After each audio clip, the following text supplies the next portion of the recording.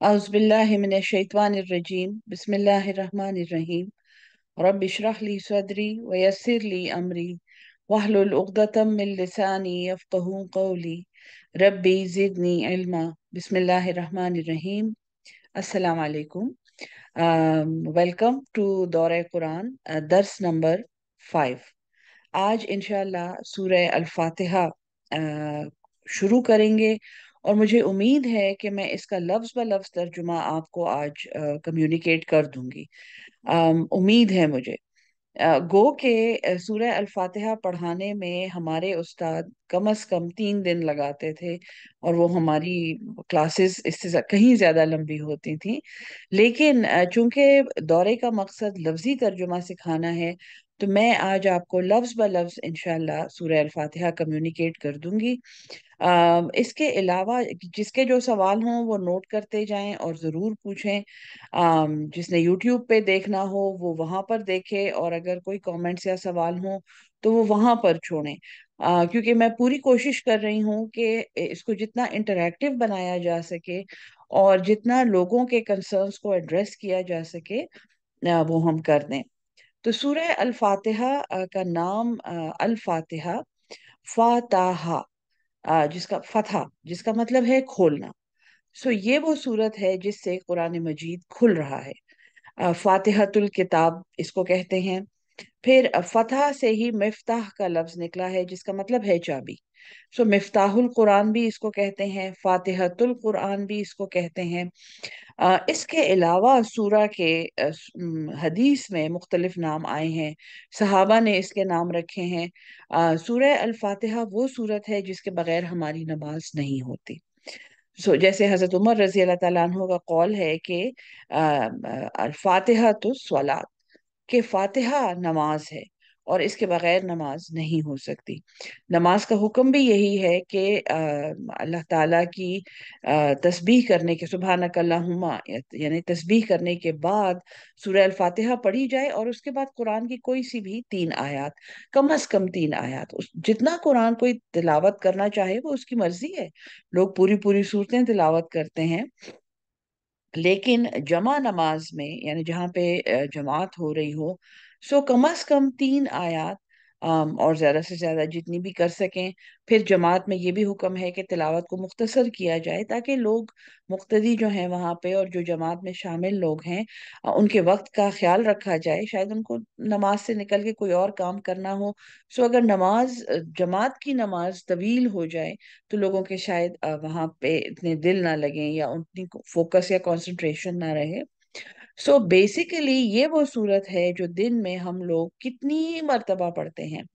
4 रकात फजर हैं, फिर उसके बाद कम से कम 8 रकात जोहर है, फिर 4 रकात असर है, 3 रकात इशा है, फिर मल्टीपल रकात, सॉरी, मगरिब है 3 रकात, फिर 4 रकात फर्ज इशा के हैं, इसमें वितर हैं, उसमें सुन्नतें हैं। सो हम मुतअद्दिद बार इस सूरत को नमाज में पढ़ते हैं। आया हमने कभी ये गौर किया है कि हम क्या कह रहे हैं, या आखिर इस सूरत में क्या है? इन 7 आयत में, 7 मसानी, इसमें क्या है कि अल्लाह ताला ने इसको नमाज में फर्ज किया है? सूरह अल फातिहा के नाम, मैंने आपको यहाँ से बात शुरू हुई थी, इसका एक नाम अल शिफा है, क्योंकि इसके इसके बारे में ये है कि एक सहाबा जब हबशा गए थे, तो वहां पे एक नसरानी को लाया गया जिसको सांप ने डस लिया था। और वहां एक सहाबी ने सूरह अल फातिहा पढ़ी और उस जहर का असर जाइल हुआ। और उन्होंने आके हुजूर सल्लल्लाहु अलैहि वसल्लम से पूछा कि हमने वहां पे ऐसा किया तो उन्होंने हमें बकरियां दी, इसके बदले में उन्होंने हमें बकरियां दी, तो और वो ठीक हो गए। वो जो भी सांप का विक्टिम था वो ठीक हो गया। तो हुजूर सल्लल्लाहु अलैहि वसल्लम ने फरमाया कि अब बेशक इस सूरत में शिफा है, और अगर तुम्हें मिला, ये चीज मिली है या ये तोहफा मिला है, तो इसमें तो मेरा भी हिस्सा है। यानी वो वहां पे उन्होंने ये कहा कि एक तो इलाज के बदले में अगर किसी ने पेमेंट की है और किसी ने आपको अपनी मर्जी से और खुशी से कुछ दिया है, तो वो लेना जायज है। और फिर ये है कि ये सूरत शिफा है। बहुत जगहों पे सर के दर्द में लोग इसको पढ़ते हैं, इससे इससे लोग फिर इसको रुकिया भी कहते हैं, क्योंकि इसको पढ़ के फूंक दिया करते थे बीमार के ऊपर। सहाबा से ये तबा तबा ताबईन से तबा ताबईन से ये रिवायात हैं कि आप ये सूरत पढ़ के फूंका करते थे। तो इसको रुकिया भी कहते हैं, अल शिफा, अल रुकिया, फातिहातुल किताब, मिफ्ताहुल किताब। और भी सूरह अल फातिहा के बहुत से नाम हैं। कुरान में इसका जो नाम आया है वो है सबअ मसानी, 7 बार बार दोहराई जाने वाली आयत। ये अल फातिहा, फिर इसका नुजूल मक्की जिंदगी के काफी शुरू में, जहाँ पे नमाज फर्ज हुई है। क्योंकि सहाबा नमाज पढ़ते थे, नमाज मुशरिक भी पढ़ते थे, उनकी भी कोई नमाज होती थी, वो खाना काबा आके कोई इबादत करते थे। वो कहते थे कि इन सब बुतों का जो जो अल्लाह है, इन सब बुतों का जो इलाह है, हम उससे दुआ मांग रहे हैं, हमारा उससे काम है। और हम अगर कोई दुआ मांगे, इन बुतों से भी अगर हम कोई दुआ मांगे, तो ये आगे हमारी बात उस इलाह तक पहुंचाते हैं। बड़ा जबरदस्त कॉन्सेप्ट है ये। यानी मुशरिक भी उस इलाह में, उनका एतकाद था कि इन सब बुतों का एक इलाह है जो आसमान में रहता है और सारे काम वो करता है। नमाज वो भी पढ़ते थे, और सहाबा भी अपने हालत जब वो मुसलमान नहीं हुए थे तो वो नमाज से रूशनास थे। लेकिन बाकायदा नमाज जो फर्ज हुई है वो मेराज में हुई है। तकरीबन आप समझें कि 8 नबवी में, हिजरी तो इसके बाद शुरू हुआ है, लेकिन जो 10 साल मक्का में गुजरे हैं उनमें से हिजरत से 1 या 1.5 साल पहले मेराज हुई है। और उस वक्त ये नमाज हुजूर सल्लल्लाहु अलैहि वसल्लम पर 5 नमाजों का हुक्म हुआ है और ये फर्ज हुई हैं। तो इम्कान ये है कि सूरह अल फातिहा उस दौरान या उससे कुछ अरसा पहले, और ये वो सूरत वन ऑफ द सूरा है जो पूरी की पूरी नाजिल हुई है। यानी कि सूरतों के मुख्तलिफ हिस्से नाजिल हुए हैं, लेकिन सूरह नूर के बारे में यह है कि ये पूरी की पूरी एक साथ आई है।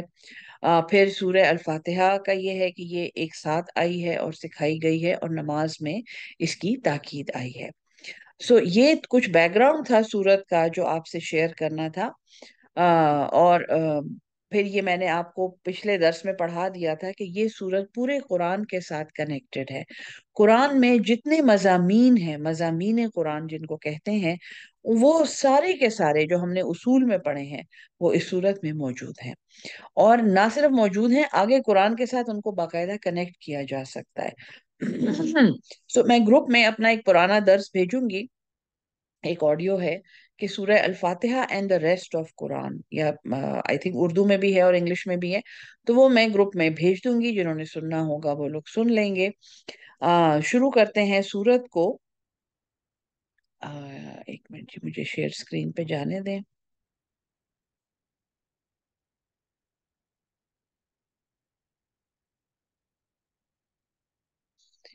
ये जी, हाफिज नजर अहमद आपके सामने खुल गया है। और हम लोग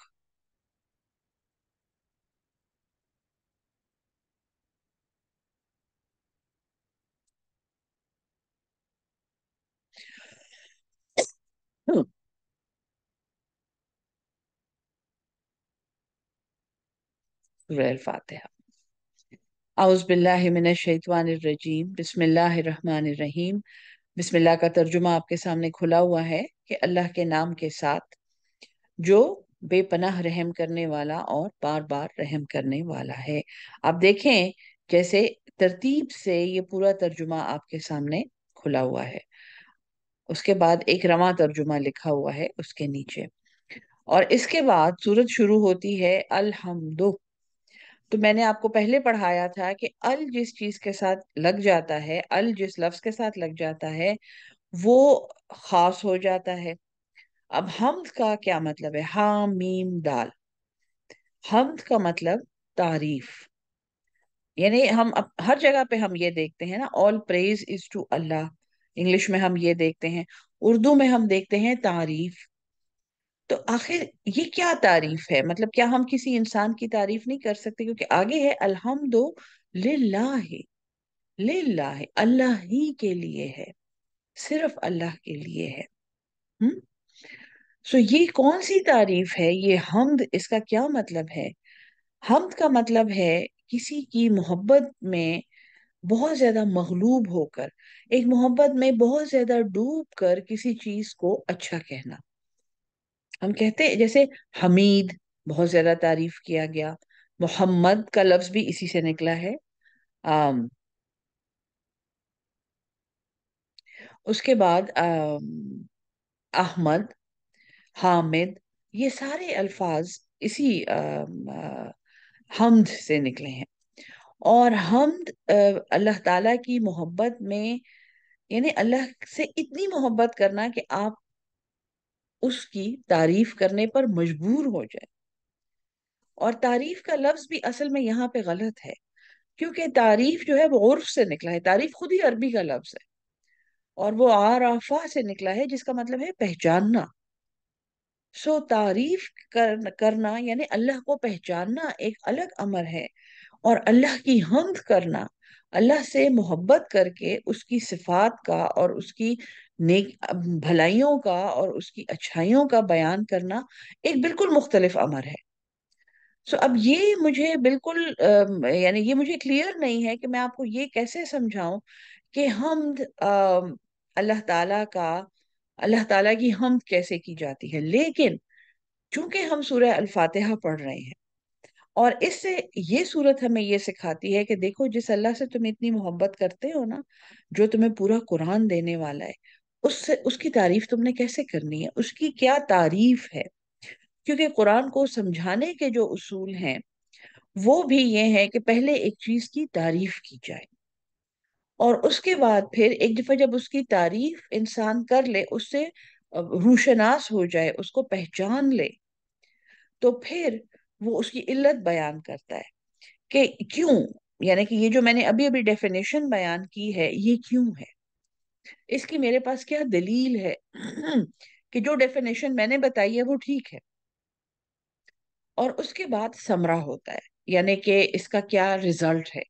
समर से निकला है समरा, कि इस चीज का क्या रिजल्ट है। आखिर जब जिस चीज की मैंने तारीफ की है और उसके बारे में मैंने दलील भी दी है कि ये तारीफ ठीक है, यही इसकी तारीफ है, तो फिर इसका समरा क्या है, इसका मुझे क्या फायदा है कि मैंने इस चीज की तारीफ की और मैंने इस चीज का बयान किया, और मैंने इस चीज से अपने आप को इंट्रोड्यूस किया, और मैंने इस चीज की भलाइयां और अच्छाइयां पहचानी, और वो मैंने बयान की। तो आखिर मुझे इसका फायदा क्या है। और इस सूरत में ये स्ट्रक्चर आपको पूरा समझ आ जाएगा। अल हम जो है, ये हम कह रहे हैं कि हम तारीफ कर रहे हैं किसकी। अब वो तारीफ आप सुने। अब ये जो आगे बयान है, ये ना सिर्फ तारीफ है, यानी ना सिर्फ ये इंट्रोडक्शन है, ये अल्लाह ताला का समझें कि आप आई एम सॉरी, इसको मुझे थोड़ा छोटा करना होगा। हाँ जी, ये रहा, सॉरी। सो ये जो तारीफ है, ये जो हम कर रहे हैं, ये इस हस्ती की डेफिनेशन क्या है, इस हस्ती की क्वालिटीज क्या हैं, इस हस्ती की अच्छाइयाँ क्या हैं, भलाइयाँ क्या हैं, वो हम यहाँ पे बयान कर रहे हैं। ठीक है जी। सो अल्हम्दु, वो, और फिर यहाँ पे आप देखें तर्जुमे में अक्सर लिखा होता है तमाम तारीफें, नहीं, अल्हम्दु, वो खास तारीफ। ये एक बहुत बड़ा मुबालगा है। और अल का जो है वो सब, सारी तारीफें और सब तारीफें भी वो टोटलिटी के मतलब में आता है। लेकिन अगर हम ये कह रहे हैं कि सारी तारीफ अल्लाह के लिए है, बस सारी की सारी तारीफ अल्लाह ही के लिए है, तो फिर तो हम ये कह रहे हैं कि हम किसी और की कभी तारीफ कर ही नहीं सकते। क्या हम ये कह रहे हैं कि हम कभी किसी की तारीफ नहीं कर सकते? नहीं, ये भी नहीं है। अल्हम्द, वो तारीफ जो सब तारीफों के बाद आती है, वो तारीफ हम सिर्फ अल्लाह की कर सकते हैं। अल्हम्द, वो फाइनल पहचान जो हर चीज को पहचानने के बाद आती है, वो फाइनल हमद जो सब हमद करने के बाद आती है, वो सिर्फ अल्लाह ही के लिए है। और उसके बाद अल्लाह अपना एक सिफाती नाम इस्तेमाल कर रहे हैं, अल्हम्दु लिल्लाहि, तमाम तारीफें अल्लाह ही के लिए हैं, जिसकी क्या सिफत है, रब। را با با، रब्बिल आलमीन। रब की रूट है रा बा बा, रब, जिसका मतलब है परवरदिगार। और परवरदिगार का क्या मतलब है? जो अल्लाह है, जाहिर है जो माबूद है, इसमें ये मतलब भी आता है। जो रब है, जो पालने वाला है, जो सिर्फ बनाने वाला नहीं है, तख्लीक करने वाला नहीं है, पालने वाला है, नशो नुमा करने वाला है, परवरिश करने वाला है, जो तरबियत करने वाला है। तरबियत का लफ्ज भी रब से निकला है। सो ये ये वो इलाह है। यानी बाकी इलाह तो जो उस जमाने के इलाह थे वो बुत थे।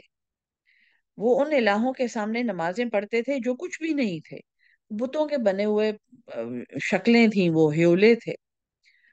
उसके मुकाबले में एक ऐसे इलाह की का इंट्रोडक्शन हुआ जो ना सिर्फ जिसने तख्लीक किया है, उसने ऐसी हालत में तख्लीक किया है कि किसी को इंग्रेडिएंट्स भी नहीं मालूम थे, कुछ भी नहीं था और बस सब कुछ हो गया। जैसे बिग बैंग है, जैसे कायनात की तख्लीक हुई है। सो बहुत ही एक अजीब बात है कि उनके इलाह जो थे, उनके वो तो उन्होंने खुद बनाए थे अपने हाथों से। इसी तरह हम भी अपने इलाह बना लेते हैं ना। हम जाते हैं, लोगों की खुशामदें करते हैं, उनके सामने नाकें रगड़ते हैं, उनके सामने झुकते हैं, जी जी करते हैं, उनसे अपनी मिन्नतें मानते हैं, उनको रिश्वतें देते हैं, उनसे सिफारिशें करते हैं, उनसे नाजायज काम करने की दरखास्तें करते हैं। ये हमारे इलाह हैं, ये इलाह हैं। और इन सब इलाहों के मुकाबले में अब एक इलाह इंट्रोड्यूस किया जा रहा है जो रब है। रब्बिल आलमीन। रब्बिल आलमीन। रब्बिल आलमीन कौन सी जात है? ये वो जात है जिसने ना सिर्फ तख्लीक किया है, बल्कि उसने पैदा किया है, फिर उसने परवरिश की है, उसने डेवलप किया है, उसने नशो नुमा की है, और ये सब करने के बाद उसने तरबियत की है। और उस तरबियत का एक मजहर ये कुरान है जो वो हमें इंट्रोड्यूस कर रहा है। सो ये सारी बातें करने के बाद रब्बिल आलमीन का लफ्ज, अल्लाह जो है वो इलाह है, इलाह का चैलेंज दिया है अल्लाह ने। और उसके बाद अल्लाह कहता है कि ये वो इलाह है जो रब है। और किस चीज का रब है ये? रब एक बहुत बड़ा चैलेंज है। रब पे ही आप समझें कि शिर्क की तो जड़ कट जाती है। कि कौन सा ऐसा इलाह है इस दुनिया में जिसको हम अपना इलाह समझते हैं, जिसमें हम अल्लाह की सिफात को ढूंढते हैं, ये मुझे औलाद दे देगा, ये मुझे अमीर कर देगा, ये मुझे लोगों की नजरों में इज्जतमंद बना देगा, ये क्वालिटीज ये लोग ऐसी कंडीशन शायद पूरी कर सकते हैं। लेकिन वो कौन सा इलाह है जो जो रब है, जिसने मुझे तख्लीक किया है, जिसने मुझे पैदा किया है अपनी माँ के पेट से, जिसने मुझे सिर्फ पैदा नहीं किया, जिसने एक खलिए से लेकर अब जो यहाँ पे मैं आपके सामने बैठ के बातें कर रही हूँ, मेरा मुताला है, मैंने पढ़ा है, मैंने कहीं से कुरान सीखा है, जिसने मुझे कुरान सिखाया है, जिसने मुझे ये अकल दी है, ये दिमाग दिया है, और ना सिर्फ ये बल्कि बोलने की ताकत दी है, ये टेक्नोलॉजी उसने मुझे सिखाई है, ये सब कुछ मैं आपके साथ शेयर कर रही हूँ। ये वो रब है जो मेरा इलाह है। और वो सिर्फ मेरा इलाह नहीं है, वो सिर्फ मेरा रब नहीं है, रब्बिल आलमीन, तमाम जहानों का रब है, तमाम जहानों का रब है वो। सो अल्हम्दुलिल्लाह, वो फाइनल हमद और फाइनल पहचान उस इलाह के लिए है, उस अल्लाह के लिए है जो पालने वाला है, परवरदिगार है तमाम जहानों का। आलमीन, जैसे रहीम, लंबा करके। और आलमीन में आलम आलमा, मालूम जिससे निकला है। तो क्या मालूम है हमें? इसमें ज्यादा डिटेल में, क्योंकि इसकी बहुत बड़ी डिटेल है तमाम जहानों का, सो पूरी कायनात का, सारे प्लैनेट्स का, सारे एटम्स का, मतलब बहुत ज्यादा एक लिमिटलेस इमेजिनेशन चाहिए है। और उसके बाद एक हमें स्पेस मालूम है, اور کیا، اور کون سا عالم ہمیں معلوم ہے؟ ٹائم. تمام جہانوں کا مطلب ہے، یہ تمام عالم جب آتا ہے تو جہانوں سے یہ تمام وقتوں کا، تمام زمانوں کا، تمام مقامات کا، جو معلوم جگہ ہیں اور جو نامعلوم بھی ہیں، یہ ساری آلٹرنیٹ ریالٹیز کا رب ہے.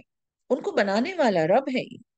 اس نے بنایا ہے سب کچھ، اور یہی اس کو پال رہا ہے، یہی اس کو کوآرڈینیٹ کر رہا ہے، اسی نے اس کو تھاما ہوا ہے، اور یہ سارا انتظام اس کے ہاتھ میں ہے.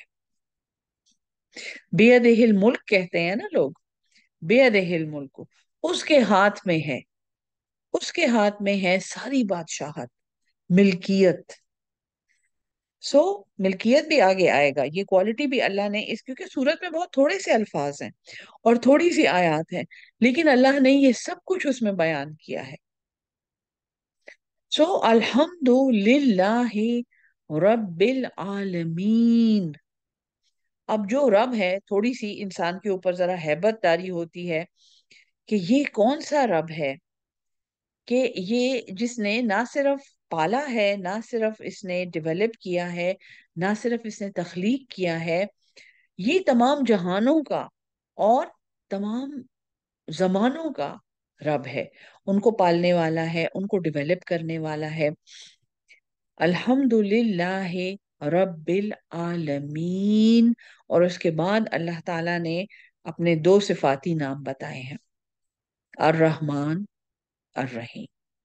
اور یہ میں نے آپ کو بسم اللہ الرحمن الرحیم کے ساتھ پڑھا دیے تھے. یہ رب جو ہے، جو یہ سب کام کرنے والا ہے، یہاں پہ وہ اپنی ایک کوالٹی بتا رہا ہے، رحم. جیسے اللہ نے کہا کتب علی نفسہ الرحمہ، اس نے اپنے اوپر رحم کو فرض کر لیا ہے.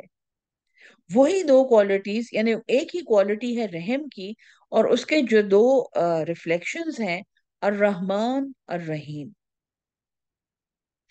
بے پناہ رحم کرنے والا اور بار بار رحم کرنے والا اللہ، الرحمن الرحیم. یہ وہ رب ہے جو بے پناہ رحم کرنے والا. جب ہم ہر نماز میں یہ بولتے ہیں الرحمن الرحیم، تو کیا ہمیں یہ احساس ہوتا ہے کہ ہم اس اللہ کا ذکر کر رہے ہیں جو بے پناہ رحم کرنے والا ہے اور بار بار رحم کرنے والا ہے؟ کیا ہم یہ سوچتے ہیں کہ اللہ تعالیٰ وہ ذات ہے، ہم اس اللہ کے سامنے کھڑے ہوئے ہیں جس نے ہمیں زیرو سے یہ انسان بنایا جو اس کے سامنے کھڑا ہو کے نماز پڑھ رہا ہے. اور وہ صرف ہمارا رب نہیں ہے، وہ تمام زمانوں کا، تمام جہانوں کا، ایوری پاسبلٹی، وہ ان کا رب ہے.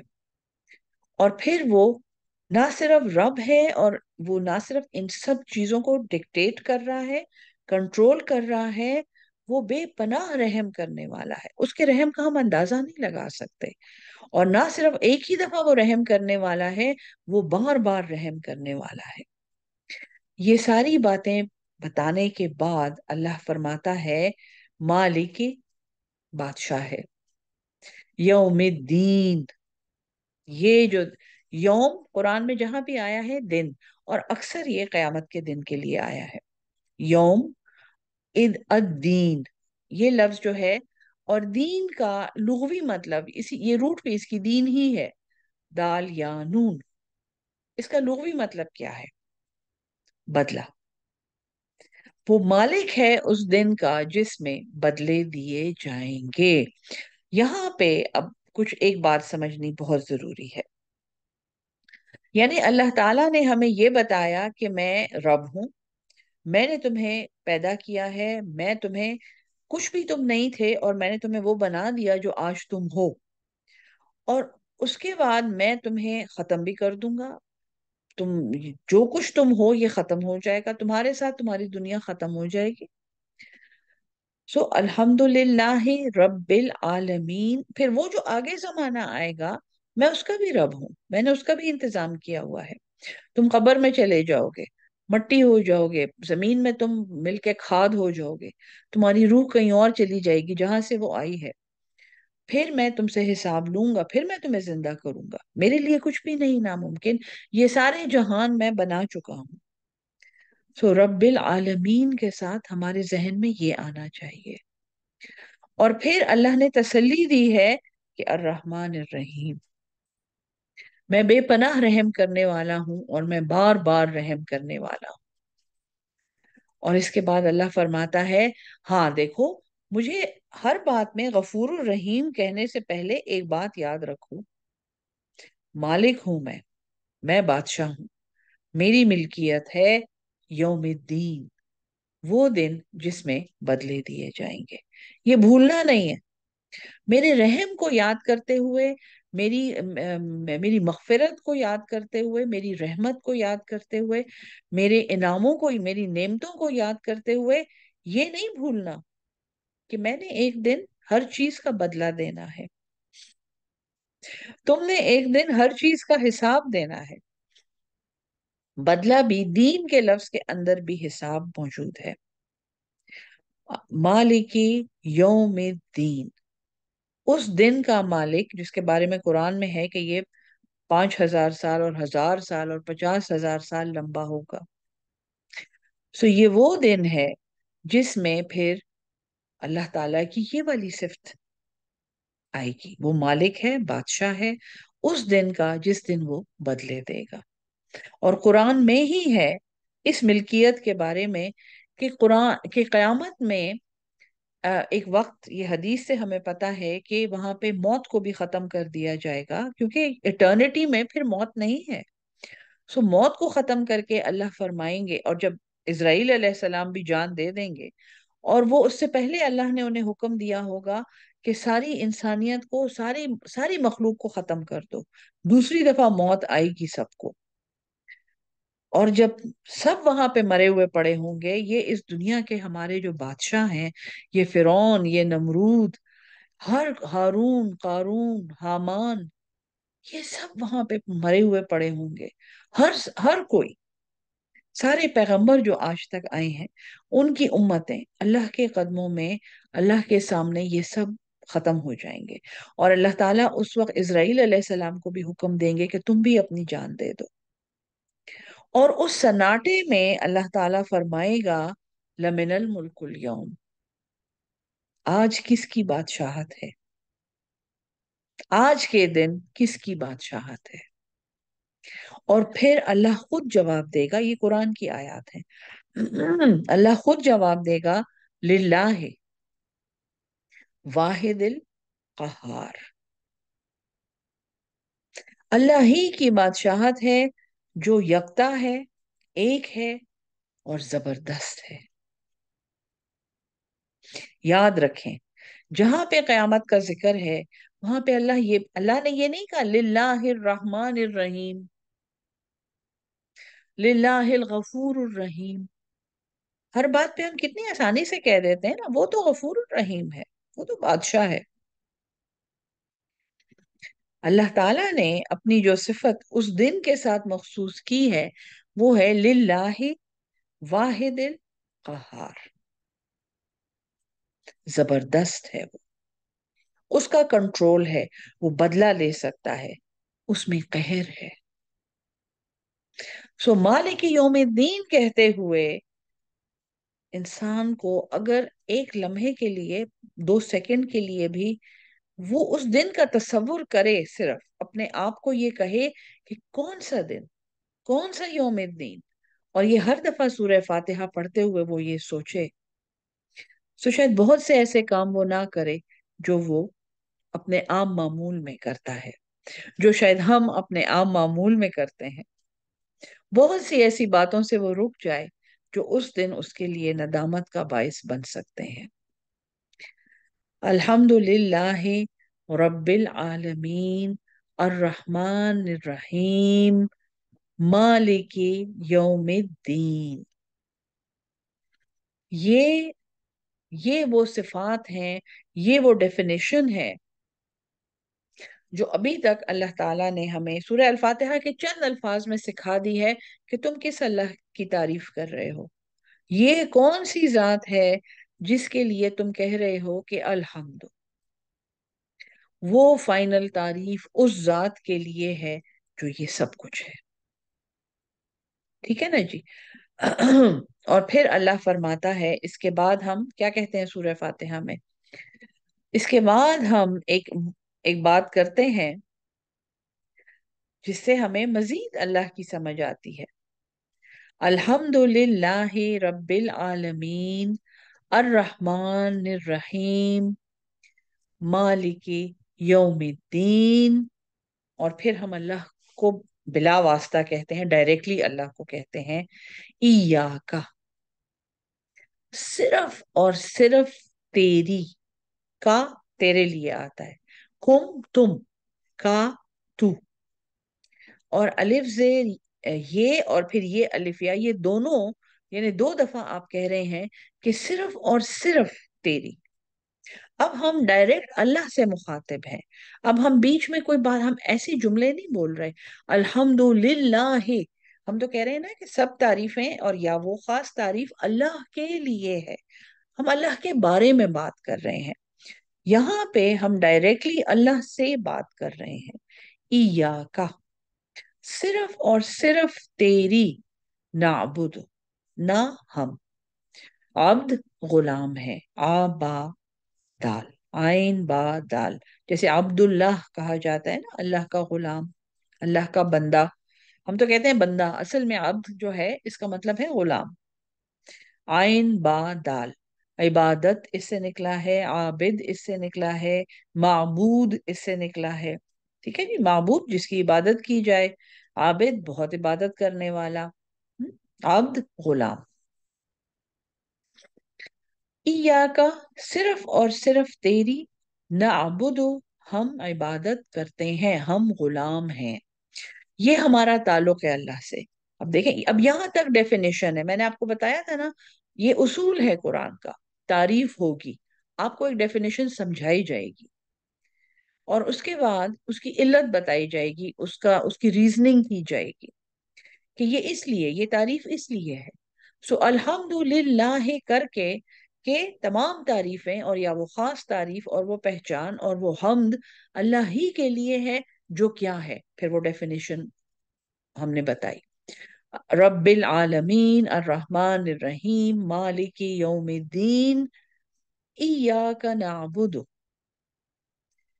उसी तारीफ में हम ये कह रहे हैं कि अगर ये ऐसा अल्लाह है जिसमें ये सारी बातें हैं, जिसने जीरो से पैदा करके मारना है और मरने के बाद फिर जिंदा करना है और बेपनाह रहम करना है और बार बार रहम करना है और फिर कयामत के दिन हिसाब लेना है और बदले देने हैं, तो बस फिर तो कुछ बचता ही नहीं है। फिर तो कोई और हमें कोई बदला भी नहीं दे सकता, कोई और हम पे रहम भी नहीं कर सकता, कोई और हमारी मदद भी नहीं कर सकता, कोई और हमारे लिए कुछ नहीं कर सकता। ये सब कुछ अल्लाह ही है। तो हम कहते हैं कि सिर्फ और सिर्फ तेरे हम गुलाम हैं। अब हम अल्लाह की गुलामी कबूल कर रहे हैं। क्यों? इसका समरा क्या है, इसका फायदा क्या है? वह इय्याका, और सिर्फ तुझसे, नस्ताइन, ना हम, और फिर एक लफ्ज है अस्ताइन, जिससे उर्दू में आया है इस्तेआनत। हम्म यहां तक हम पढ़ेंगे, हो सकता है दिन सिरातल मुस्तकीम तक पहुंच जाएं आज के वक्त में। लेकिन ये जो अल्लाह ताला ने फरमाया कि इय्याका नअबुदु, सिर्फ और सिर्फ तेरी हम इबादत करते हैं, व इय्याका, और सिर्फ नस्ताइन, हम अस्ताइन, इस्तेआनत मांगते हैं। ये अगर इतना ही आज हम सबक में समझ लेना, तो हमें ये पिछला जितना हमने सबक पढ़ा है ये पूरा क्लियर हो जाएगा। सिर्फ और सिर्फ तेरे हम गुलाम हैं। क्यों?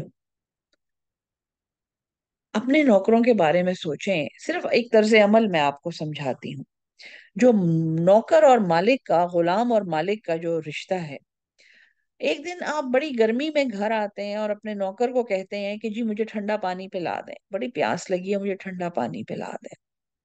और आपका गुलाम जो है, या आपकी मेड या आपका नौकर, वो जाके गरम गरम चाय का एक कप ले आता है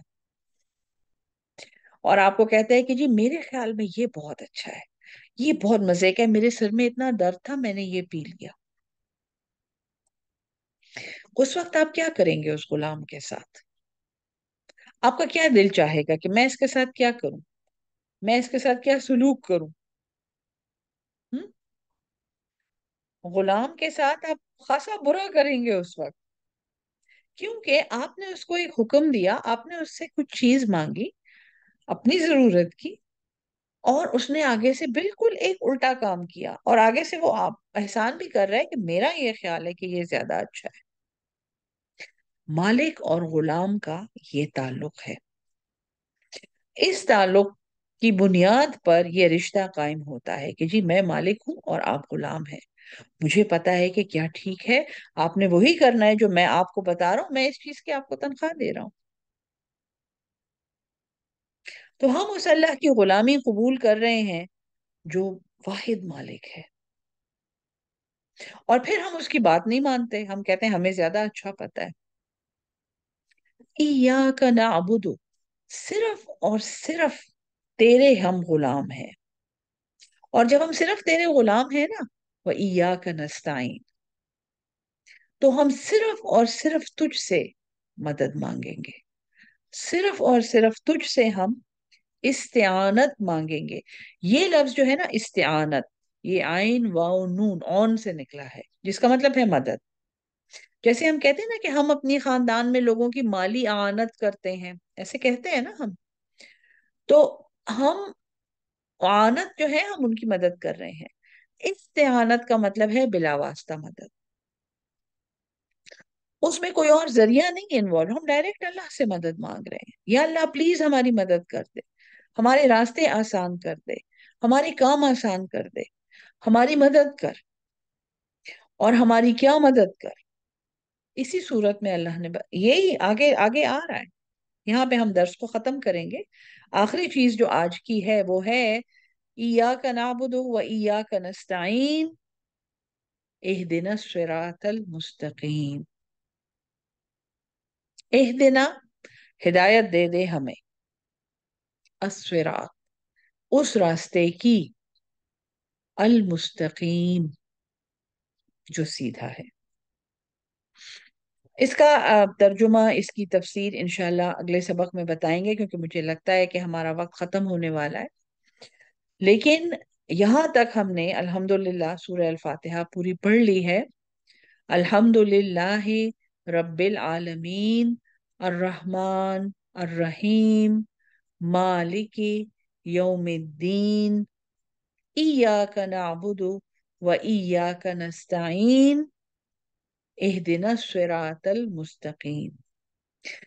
سورہ الفاتحہ کا ایک نام دعا ہے، اور یہ وہ دعا ہے جس کے ارد گرد پوری سورت بنی ہوئی ہے۔ اہدنا الصراط المستقیم، ہمیں ہدایت دے دے صراط مستقیم کی، سیدھے راستے کی۔ وہ کیا سیدھا راستہ ہے، اس میں اس کے بارے میں حدیث میں کیا ہے، اس کے بارے میں سنت میں کیا ہے، انشاءاللہ اس سے اگلے سبق میں پڑھیں گے۔ اس وقت اس سبق کا وقت ختم ہو رہا ہے۔ اللہ ہم سب کو قرآن سمجھ کے اس پہ عمل کرنے والا اور اس کو آگے پہنچانے والا بنا دے۔ آمین ثم آمین۔ السلام علیکم ورحمۃ اللہ وبرکاتہ۔